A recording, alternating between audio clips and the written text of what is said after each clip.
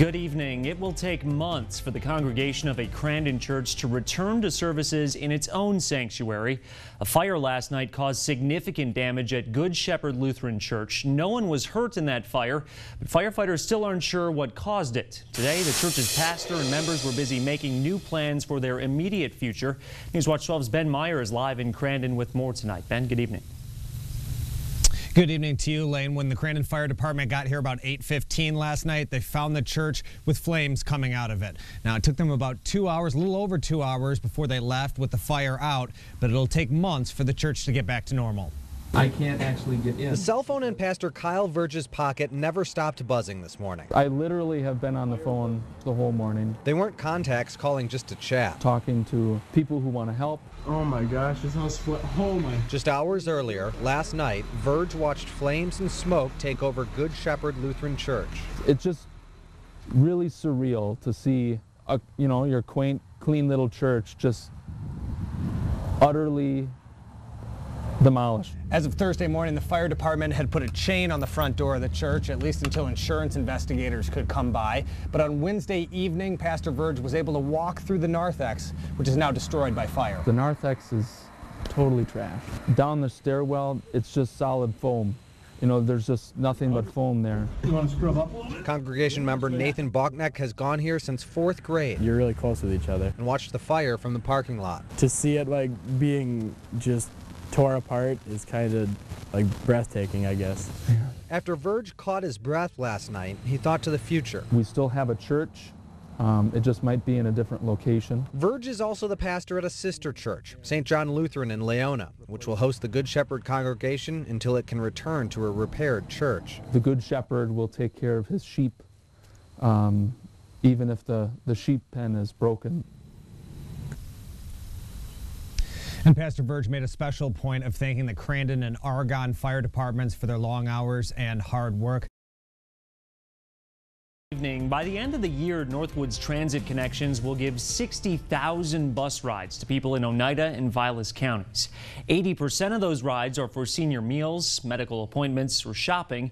But rides also go to students and people headed to work. That popular service could be cut back deeply as soon as Monday because of government red tape. Newswatch 12's Ben Meyer joins us live in the studio with the story. Ben, good evening. Good evening to you, Lane. The Oneida Vilas Transit Commission operates the 12 buses in Rhinelander, Minocqua, and Eagle River and gets almost half of its budget from the federal government. But this year's money hasn't come in yet. That could keep buses in the parking lot. Life without transit connections would be tough for Rhinelander's Pat Guzman. It's my only means of transportation. She loses tally of how often she rides the bus. I tried to count that one day. But figures it's more than 20 times weekly for senior center lunch, appointments, and shopping. But the funding snag could soon leave Guzman and hundreds of others stranded. So far, we have received no federal funds. Transit Commission Chair Irv Teichmiller relies on $300,000 from the federal government for nearly half his budget. Last year, the money came in early September, but this year it could be October or even November. We are at the point where we've used up all of our resources and have no more resources to continue. The state government prepares the federal application for the local commission and others like it across Wisconsin.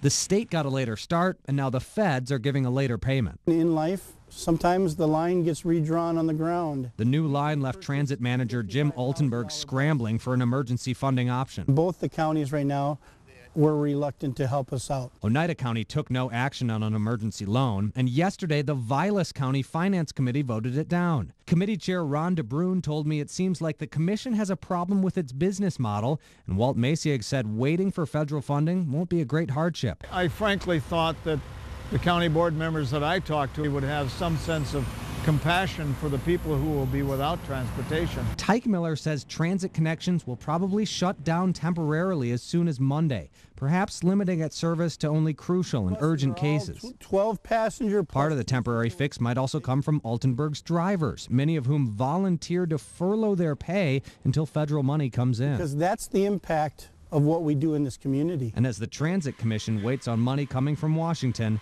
Pat Guzman will wait to see if her bus will still come in Rhinelander. Just keep the bus running.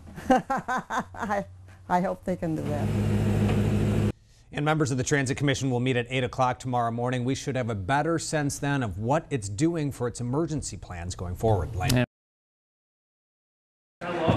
Rhinelander Toyota sales consultant Drew Foss loves recommending the Prius to his customers. 2017 Prius Package 4 Tour. He figures he sells 3 or 4 of the hybrid cars every month. Inside, the cars run so quietly. People say, oh, is it on? Is it broke? Some drivers are caught off guard. But a $1 billion hole in transportation funding is nothing surprising to the Wisconsin Legislature's Budget Committee. Late Tuesday night, they found a solution, almost 2 months late. I hope that the reforms that are in this package get us closer. One of the reforms is a new registration fee, costing hybrid owners an extra $75 and electric drivers $100. Taxing my mom's Prius $100 isn't going to fix the problem.